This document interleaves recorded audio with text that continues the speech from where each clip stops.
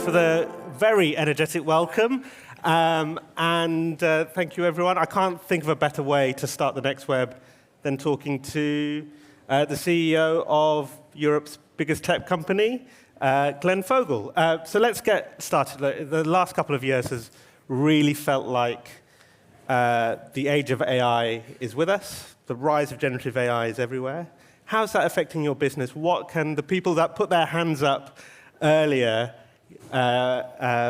expect in the coming year or so about how AI is going to affect your travel business? Okay, so first question, what about AI? Before we get there, though, from here, with the spotlights coming, you can't really see how many hands went up when how many people stated are using Booking. There were plenty of hands, yeah. Not nearly as many as I would have liked. And a lot of people could think that's a negative, like, oh my Lord, why weren't there more hands? Actually, I see that as an opportunity to get those people to do it. And one way to do that is providing a better service. And the way to provide the better service is through technology, which our company has been doing for over a quarter of a century. And now the buzzword, everybody talks about AI, and that's a new way we're going to do things even better through technology. Of course, AI, we've been doing AI for a very long time, but of course it was in things like machine learning models and things of that nature. When people say AI this year, what everybody really means is generative AI, large language models, deep learning networks, things that are being done that are unimaginable perhaps 5 years ago. And that is where we at Booking.com see tremendous opportunities. Because the fact is, travel, which all of us love to do, I think everybody here would say, yes, it's a great thing, but it's also very frustrating. From the beginning, when you are first thinking about where you want to go, what you want to do, to then actually choosing it, and then actually booking it, and then actually experiencing it throughout the entire travel journey, tremendous opportunities for frustration, anger. And every single one of us is involved. We've all dealt with this. And through generative AI, we are going to eliminate a lot of the frustration, a lot of these problems. That is what we're doing. We have literally hundreds and hundreds of technologists working on this right now. And some people, maybe you've worked with some of our products. We have a thing called the Booking.com. It's our AI trip planner, where you can actually have interactivity with our models to be able to come up with new ways to do things and then book straight from it. Or some of our other companies within the Booking Holdings group, things like at our Priceline company, customer service. Everybody's had problems, issues, frustrations with customer service. At Priceline, using a product called Penny, which is an AI generative product, it's eliminating a lot of that.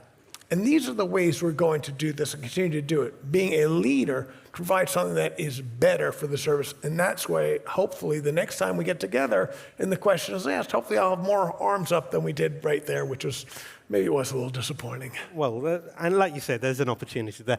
You also say there's some frustrations with the process. I'm sure we've all felt it, and you've given some ideas of some products that you have. But if you're a consumer, if you're someone in the audience, what exactly will change? What is the kind of the AI-generated trip going to look like? All right, let's go straight from the first thing. Every single person here, and I can ask for hands, I won't be able to see them, and I know they're going to all come up, is you've waited on hold to talk to a customer service agent to fix a problem that you know was not you did not cause it, but you are being impacted by this problem. And you've waited.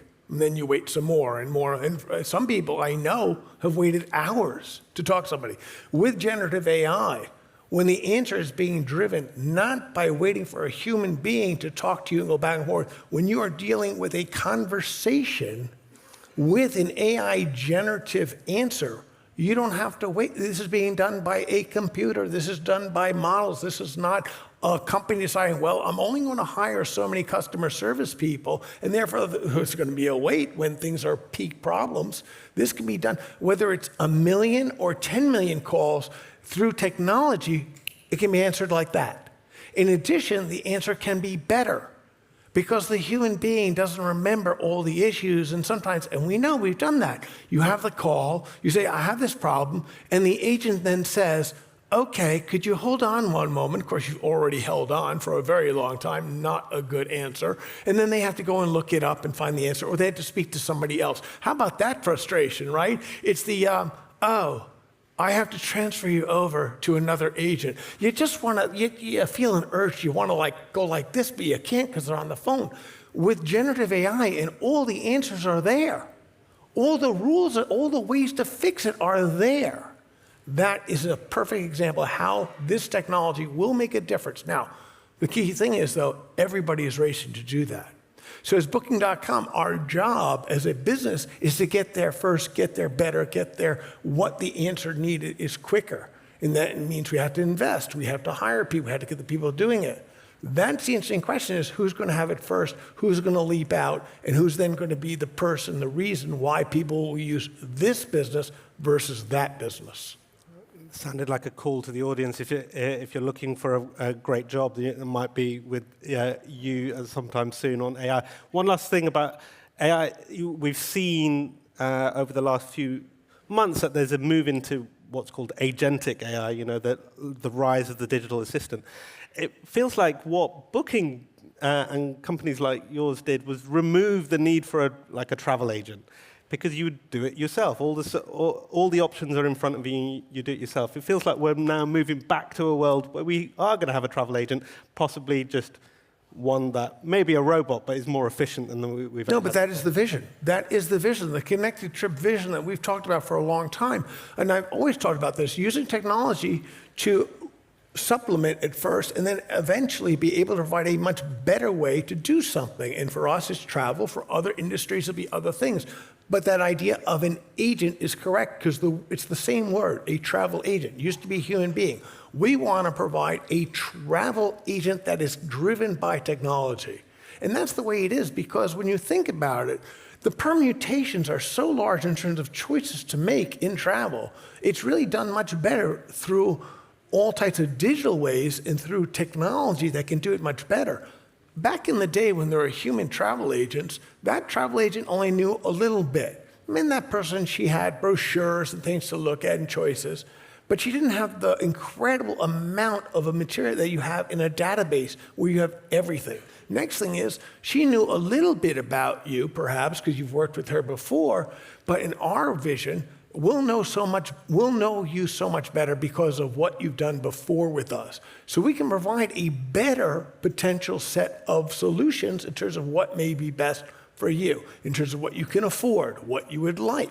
And then the idea is doing it, and this is the important part, is executing it, getting it done, and then if anything goes wrong, first thing is fixing it fast, as we just talked about a couple seconds ago, but even more so, is solving the problem before it happens. Because the information's out there, it's just it hasn't gotten to you yet. For example, last week before, I had a delay in my flight.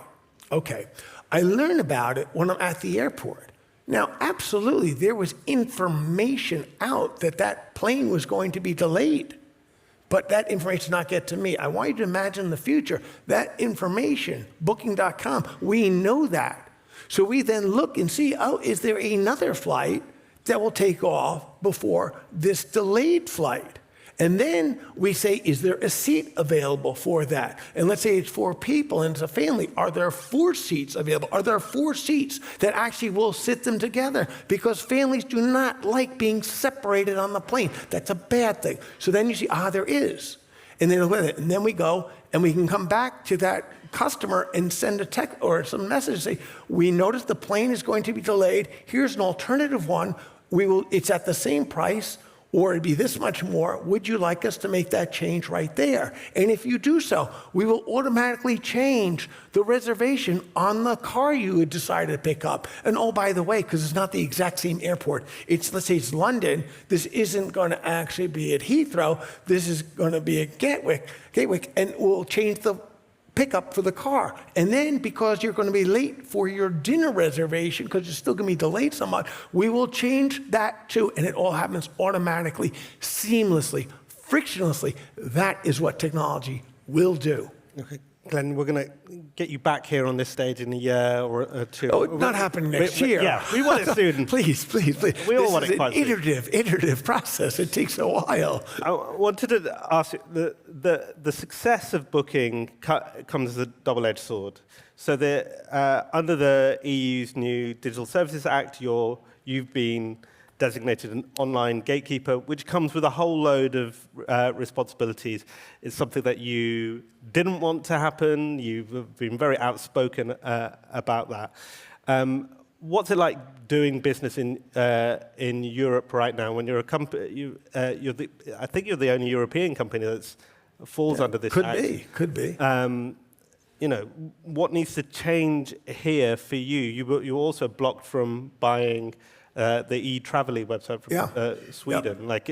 Do you feel that the way that European regulation is going to restrict you and the European tech business overall? All right, so I don't feel this is personal to me or to Booking.com. Let's open this up what your question really is. Because I'm going to take your question and I will say what you're really asking is, in the broadest sense, does Europe have an issue, a problem in terms of regulations? And is that one of the reasons that we are not developing our economy as fast as we should? And I think most of the people here are probably quite aware. If you're reading the FT's been talking about it an awful lot. I've seen a lot of articles and a lot of quotes. If you look at the growth of GDP in the EU versus, say, America, the US, okay, it is drastically different. It's terrible. And why is this happening? What has happened? Why is the EU not the leader in technology? Are the universities not as good? I think the universities are great. I think the education's fantastic. So what is wrong? Why do so many of the technologists, why are so many people here who are technology people, why are so many people here thinking of, should I move my company or should I develop my company in America instead of the US? What is the problem? Well, I think there are a lot probably. But one of them certainly is regulations are important, and we need to have regulations to make sure we set up markets and competition in a fair way to develop things in the best way possible. If regulations, though, are not smart regulations, if regulations are set up and they're actually inhibiting developing things, then you're at a competitive disadvantage. Now, I was just talking about the connected trip and what we want to develop. One of the things that would help it get even better and help do it is being able to go very quickly in terms of AI, in terms of broadening out things you're building.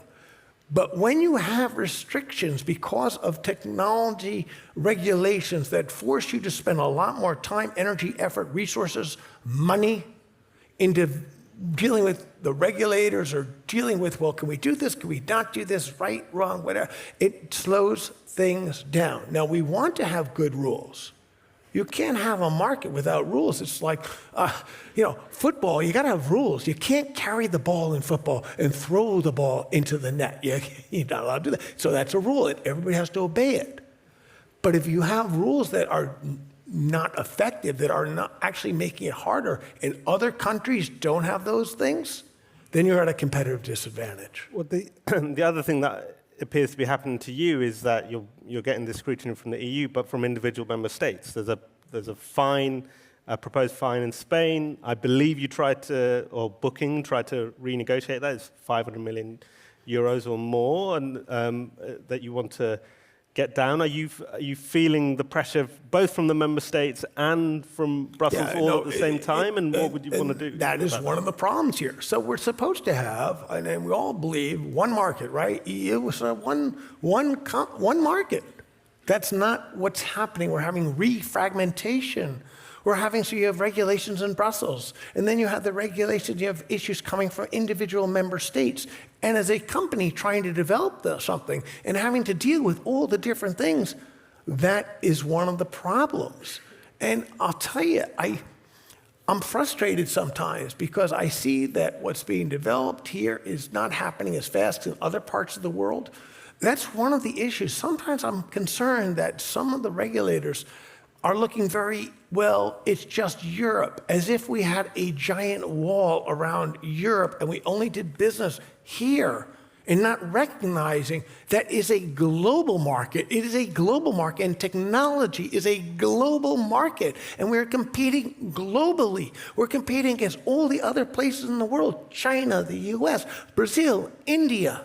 And you can't set up rules that only affect Europe without understanding that is going to create a differentiation between EU and the rest of the world. And that's something I just wish Brussels would think about, and the member states, and I very much would say, let's just start right away.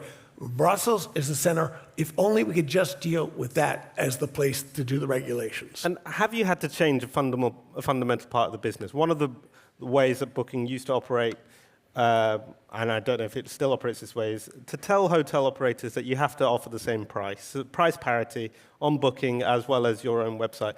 Because of these regulatory impacts, have you had to accept that that hotels can offer cheaper prices on their own websites? And surely that's a fair way of doing things. That's what the regulators. Yeah, I mean, look, here's the thing, and this is under the DMA. There is a rule that says we are not allowed to have what are known as parity. Where previously what we had said is, look, we go to don't want to get too far in the weeds here, but in the old days, we go to the hotels and we would say, look, we will sell your hotel room. We don't control the price. You set the price on our website or on our mobile app. We'll sell it. We'll spend all the money to put everything necessary to sell it, including spending tremendous amount of money marketing it and all that, do all the customer service, do all the translations, do everything for you, and we'll only ask to get paid if we provide you with revenue. The one thing, though, by the way, though, in this thing is if we're going to do all this, what we'd like is that when people come to our site and are looking for the right hotel, that after they see the one they want, that they don't, with the frictionless, seamless, costless thing, don't just click over to your home site, hotel home site, and find a cheaper price, because then how would we get paid? That wouldn't be fair. So we have to just agree, if this is the deal, let's do the same price. Okay, good deal. Worked for hotels, worked for us, lowers their costs, all good. EU says, can't do that anymore, not allowed, can't do that. Like, okay, we'll all just be like retailers. We'll do whatever price, they'll do whatever price. Okay, we'll go that way. I believe I can go either way. That's the rule. That's the way we're going to do it. But you've lost money as a result of that. Well, no, I haven't said that at all. In fact, what I'd say is that I believe in giving customers the best price. And any rules, any regulations that prohibit us from being able to give lower prices to consumers, I consider that to be a dumb regulation. I don't want to be too much of a downer here, but why is Booking still in Europe? Why are you a European company if this is how you feel about the price of doing business here? Yeah. So we can expand it beyond just Booking.com. Why do companies leave Europe? Why do people hire a lot of people outside Europe when they're building their products and their businesses? What are the issues? And this is the restrictions, the regulations, the issue making it harder to be mobile, agile, fast.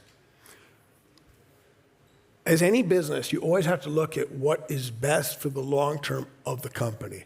And when you're a multinational, you're a global company, you can choose where you should set up your shops, where should you develop things. And if costs are lower and things are more efficient, it's easier to get things done in other countries, then people will move their company. See, it used to be like, well, if you were like a mining company, well, you can't move it. The mine is here. So, you're not going to move the company. The stuff's being dug out of the ground here. But in digital, in technology, it's virtual. As we all learned through COVID, you can work anywhere. And I urge our regulators, our people to understand that concept. Because if they do not understand that, it'll be the hollowing out of Europe. But Glenn, I didn't quite spot the reason why you're still in Europe in that answer. Well, again, everything takes time, and there are benefits. There are tremendous benefits here too. Great technologists, great people. We were born here. And we are born in the Netherlands, and we have a great shop here. But I urge to preserve this. We need Brussels and we need the member states to think very hard. How do we create a climate to make sure the EU, Europe, is the leader in technology. Sorry, I have to ask this more directly. Are you considering leaving? We continue to always look everywhere how to best develop the company. And as, just for example, we have different parts of things in Europe. We have offices all over Europe. That wasn't a no. I never say no to anything that is possible. Well, all right. That's something to take away from this conversation. Glenn, we've run out of time, but I've really enjoyed that, and that was a great way to kick things off. Thank you so much, Glenn. Thank you.